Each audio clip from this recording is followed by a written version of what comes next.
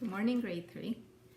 I'm going to read to you the next chapter of Ready Freddy talent show Scaredy Pants. When we left off, Freddy's dad said he thought maybe he had a good idea for what Freddy could do for the talent show, seeing as Freddy has no idea whatsoever and he thinks he has absolutely no talent. So we are up to chapter 4 called A Little Magic. I like the title. Remember that magic set Papa Dave got Susie for her birthday? My dad asked. Yeah, I said slowly, thinking he might be onto something. I could teach you how to do a couple of tricks, and then you could do them for the talent show. How about that? Hey, that's my set that Papa Dave got for me, Susie whined. You can't share it with your brother? My mom asked. What if he loses some of the pieces? I won't lose the pieces, I said. Oh yeah, you lose my stuff all the time. Do not, do too. Do not, do too. Stop it right now, you two, my mother said, clapping her hands loudly. Susie, you can share the set with your brother. But, no buts, said my dad. Freddy can use it, and if he loses any pieces, then I will get you a new one. Now please go get it. Fine, she answered, and left the room in a huff. I was starting to get excited. Doing magic tricks was actually a really good idea. No one else in the class had signed up to do that. I didn't even know you knew how to do magic, Dad, I said. Papa Dave taught me how to do a bunch of tricks when I was your age. I used to put on little magic shows for the kids in my neighborhood. They called me Daniel the Great. Wow, I was really beginning to like this idea. Freddy the Great sure sounded a lot better than Freddy the Loser. Just then, Susie came back with the magic set and thrust the box into my chest so hard I almost fell over. Here you go, fathead. You'd better not lose any of the pieces or you'll be sorry, she said, wagging her finger in my face.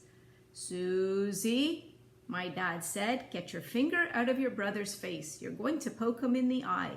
He's not going to lose any of the pieces, and if you can't share your toys with Freddy, then maybe we should just stop buying you toys altogether. That's not fair, Susie protested. Her hands were on her hips and she stomped the ground with her foot. Don't you raise your voice at me, young lady, my dad said. Now go to your room until you calm down. Don't come out until you can talk like a normal person.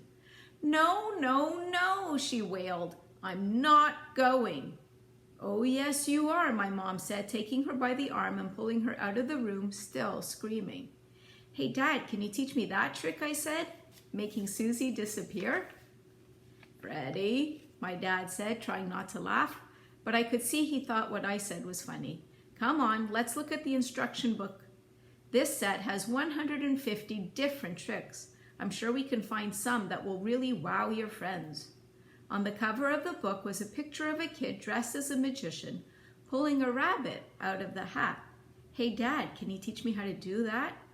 Do what? Pull a rabbit out of a hat. Of course. Of course. Any good magician knows how to do that, said my dad. It's actually a pretty easy trick, and the set even comes with a stuffed rabbit you can use. That would be great, I said. I could just see my friends' faces now. Their mouths would be hanging open and all the grandparents would be clapping wildly, just like Susie. I would be the star of the talent show. My dad waved his hand in front of my face. Eartha Freddy, are you listening to me? Oh yeah, sorry, Dad. All you need for the trick is the special top hat and this stuffed rabbit. Okie dokie. You see, my dad continued, the hat has a fake bottom. The audience thinks they're looking at the bottom of the hat, but there is actually a little flap that lifts up where you can hide the rabbit underneath. Cool, I said.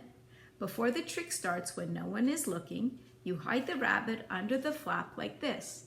My dad lifted up the flap and hid the rabbit. See, you can't tell that anything is under there. I grabbed the hat from him. It looked just like a regular old hat. This trick's going to be great. Now watch carefully and I'll show you how it's done. You hold the hat by the brim. The brim is the round part of the hat, the part that goes lower onto your head. It looked, nope, where am I? Ah, yes. You hold the hat by the brim with the flap facing toward you. Show the audience that the hat is empty by tilting it just a little. Then you wave your magic wand over the hat and say, "Abracadabra, I will now pull a rabbit out of my hat." Take the hat in your other hand so that the flap is on the opposite side and falls open. Then pull the rabbit out. "That's awesome, Dad. You're a genius," I said, hugging him. "Okay, now you try it." I grabbed the hat from him. "Remember, my dad said, the first time the flap faces toward you, and the second time it faces away from you." Yeah, I think I got it," I said. I cleared my throat. "Ladies and gentlemen, Freddy the Great will now pull a rabbit out of a hat. Watch closely. As you can see, there is no rabbit in this hat." I tipped the hat toward my dad. "Abracadabra, I will now pull a rabbit out of my hat." I waved the wand over the hat, put the hat in my other hand so that the flap would fall open, and pulled the rabbit out. Ta-da! "That was great, Freddy," my dad said. "You're a natural. Let's do another one." Just then my mom walked in the room. "Okay, you two, it's getting late. You'll have to practice some more tricks tomorrow." "Please, Mom, just one more."